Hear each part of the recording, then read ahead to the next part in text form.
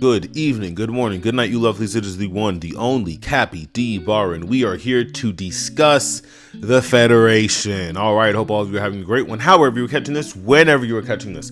Now, there is no weekly wrestling report to get to this week. So, I'm just gonna cut right to the chase. This Smackdown was bad. This was a bad Smackdown.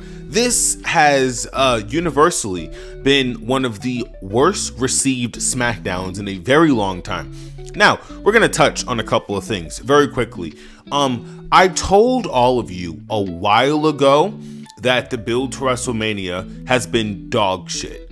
5 weeks away, barely a plan for WrestleMania aside from maybe 2 to 3 matches. 2-night event, by the way. 2 nights, 3 matches. You do the head math on that one.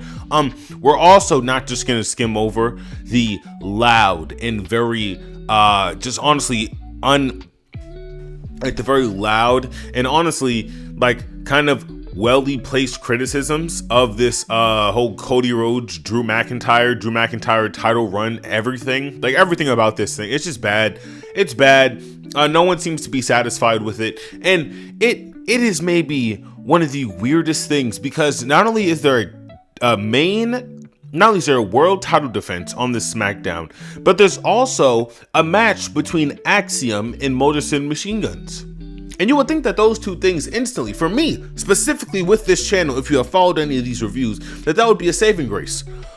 But it's crazy because right after that, they have LWO on a fucking card. I don't like who's asking for LWO. That was questionable.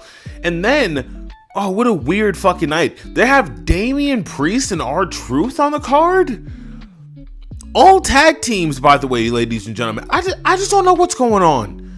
I don't know what's going on here. And honestly, I would like to believe that maybe somebody back there is just like playing a joke. Somebody's like playing a prank on me, man. But this is such a weird fucking Smackdown. And it's not surprising that so many people are unhappy with it.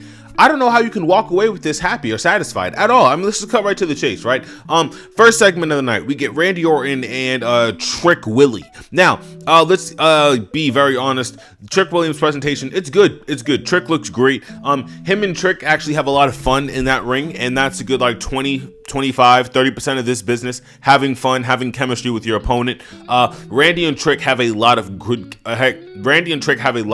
chemistry. Lots of good chemistry there between Randy and Trick. Now how this pertains to, you know, Randy and Cody, it doesn't.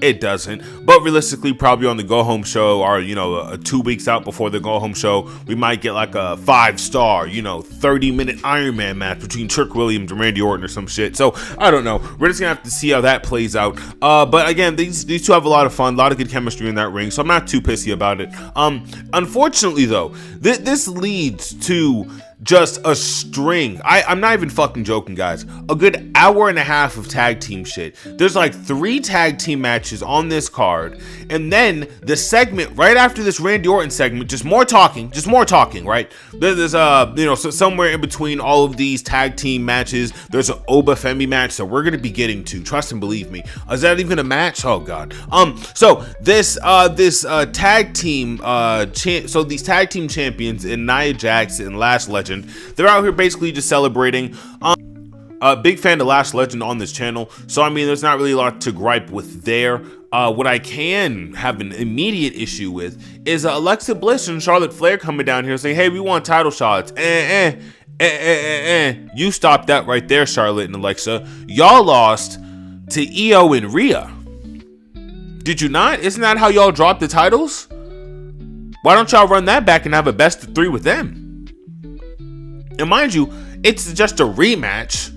Alexa Bliss versus Kiana and Julia is something we have seen before, ladies and gentlemen. Like, we've seen this match before. So I don't even know if I should count this in like the reviews of the matches. Like I mean, Kiana James, good wrestler. This is a rematch. Like I've literally seen this before. Also, what is stopping this company from just either pulling the trigger on Kiana James or like, I don't know, moving her to Raw or something? Because if we're not gonna do like a Kiana Julia feud for that US belt to kind of bump up the to kind of bump those stocks up a little bit, I don't know what the fuck we're doing with her.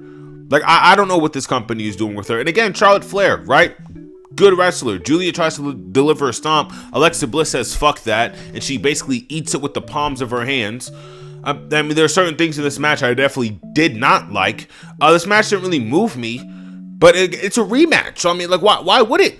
You know what I mean? Like the Wyatt Six is a part of this tag team tournament. I think they get eliminated or something. Oh man, there's so much fucking filler. There's so much filler on this fucking card. Like we get 2 to 3 backstage segments.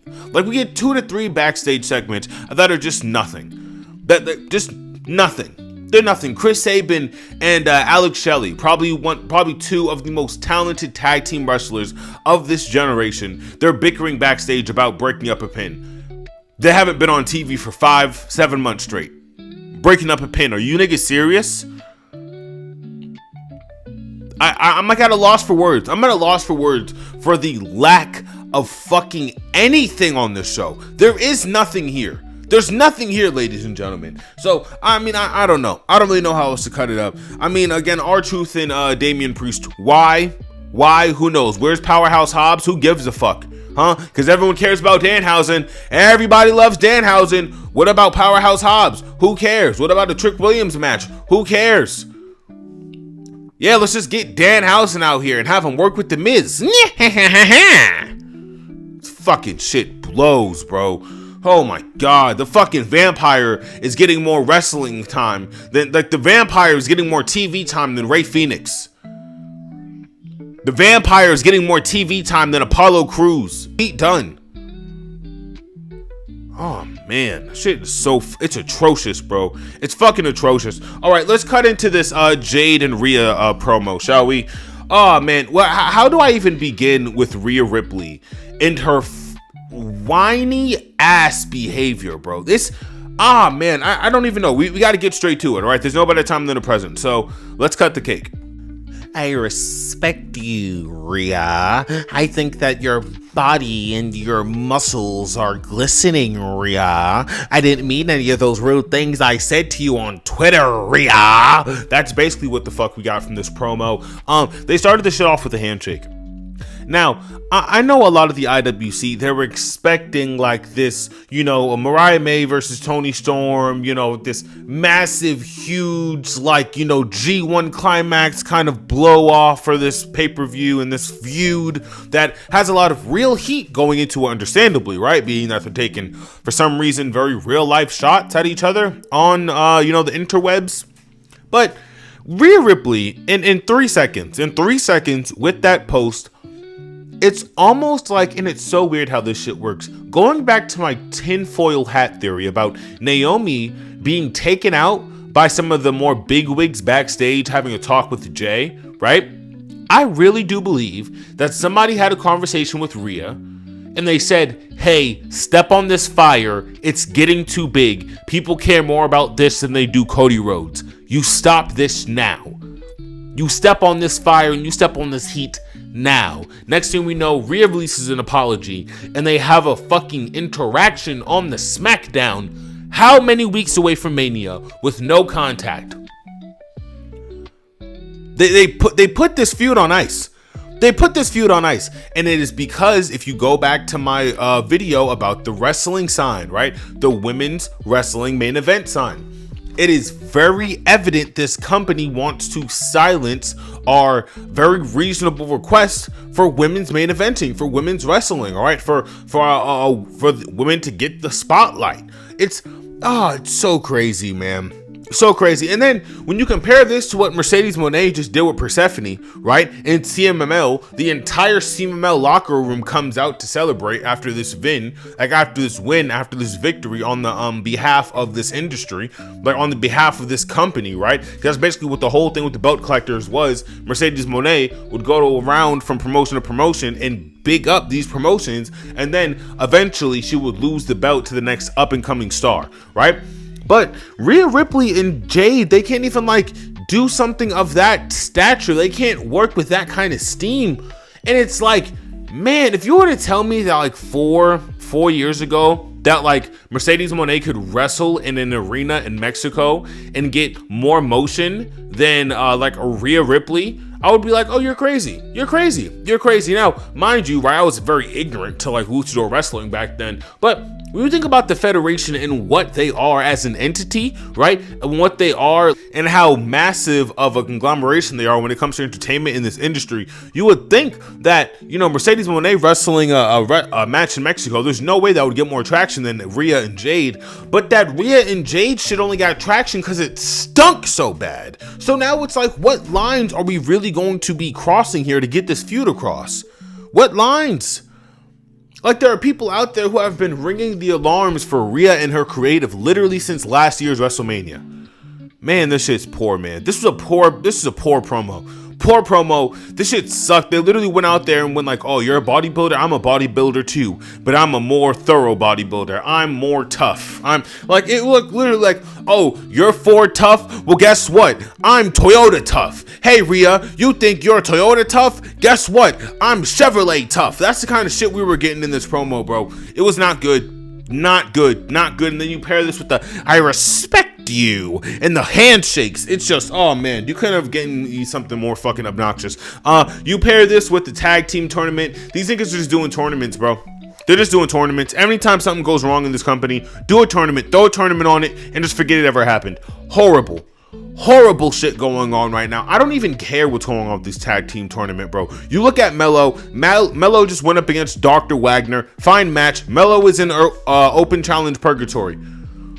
It's as simple as that, all right? And, you know, I don't know what's going on, man. I brought up the idea of Oba versus Mello, and niggas are so adamant against it, but it's almost like they don't want to do Montez versus Mello, right? They don't want to bring up like an Ethan Page from NXT and do like Ethan and Mello. So now, who is Mello going to feud with that is in his age range and also needs the rub of a secondary title? Who?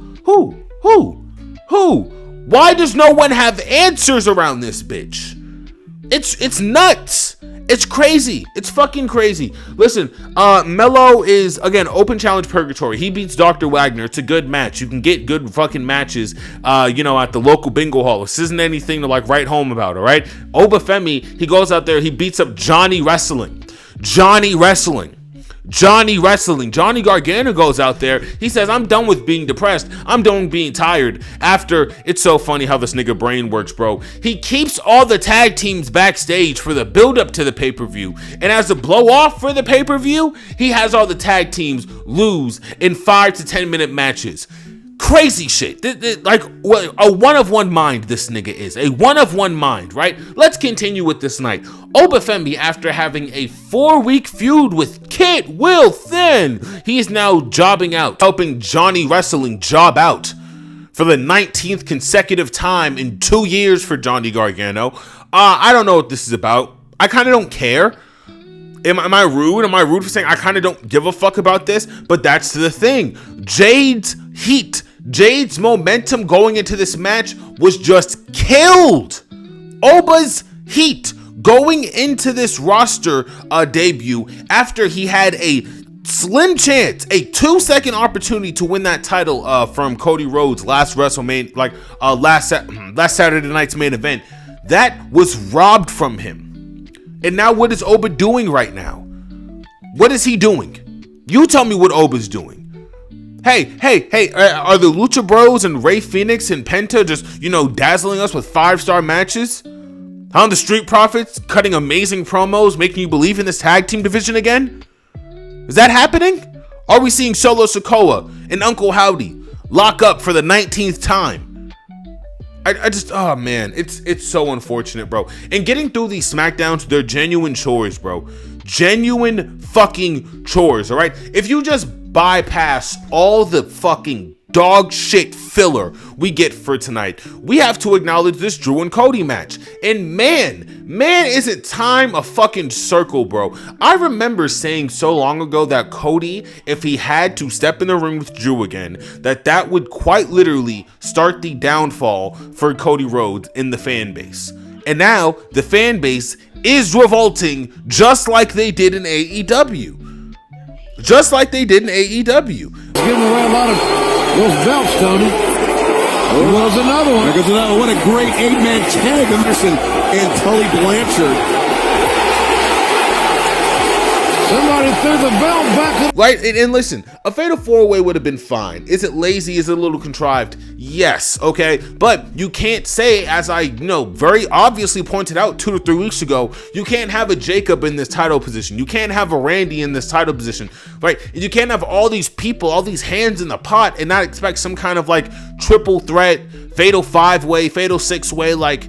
That's the only way you book yourself out of Obafemi getting screwed out of a title match how many months ago, out of Cody being some reluctant Hogan-ass character who always gets title chances. You have Sami Zayn on the back burner. You have Jacob Fatu, right, the AAVE werewolf. You have Drew McIntyre, the actual champion. There's simply too many chefs in the kitchen. There was no other opportunity for a fatal 4-way, but it seems that because, we are going to be getting a low record number for Las Vegas attendance, we are trying to push a Drew versus they're trying to push a Cody versus Randy night 1, Punk versus Roman night 2. Now you're probably asking, where does that leave Jade? Where does that leave Julia? Where does that leave, the international, like where does that leave the Intercontinental Women's Champion AJ Lee? Where does that leave people like Jade Cargill or maybe Rhea Ripley, right? That leaves them to play second fiddle. All right, Julia's probably not even going to be on the WrestleMania card. Let's be honest, folks. The Street Profits, Axiom might be there. And again, Street Profits might be there. They're still doing NXT tapings, right? Mariah May will not be on the WrestleMania card. Neither will Jordan Grace. You might see Sol Ruka. I mean, there are things here and there. Javon Evans will definitely be at WrestleMania. Shout out to Bro. That's probably going to be the youngest WrestleMania competitor ever. So that's pretty fly, actually. Big shout out to Javon. But yeah, I'm not impressed, man. I was not impressed with this match. It was not only predictable, but it was just irritable knowing what we'd have to deal with after. And now what we have to deal with is another couple of weeks of like, what do you guys want to talk about? Me and my championship. We only want respect, and we won't tolerate any disrespect, Drew. We won't tolerate any misbehaving, Sammy. And people like Oba can go to the back of the line. Like, that's what we're gonna get. And I don't know, brother. I don't know. And if you would have told me like 3 months ago that Sammy would still be stuck in like backstage tweener, am I gonna go heel or not purgatory, I would believe you, because Sammy's Arabic and they're gonna try to cash in on the Arabic world champion at Mania. Not now, not when it makes sense, not when it would hit a little different for Sammy to actually be realized for all of his talent and his effort. No, we're just gonna save that for the Saudis. Why wouldn't we? And that's kind of shit that we're getting. So I'm not happy, not pleased. Everyone's really unhappy with this Smackdown, as they should be, because it's dog shit. It's bad, and it's been bad for a while. Listen, them firing Road Dogg, this Hydra snake will grow more heads. All right, and I guess I'll just leave it at that. All right, that was everything that your boy Cappy had for March 6, 2026 Smackdown. All right, it was not very good, but it was what it was, right? We got through it, all right? I do have a lot of other things going up, maybe even for the day, definitely for the week. So, as I always say, you all stay tuned, stay safe, and stay beautiful, all right? Peace.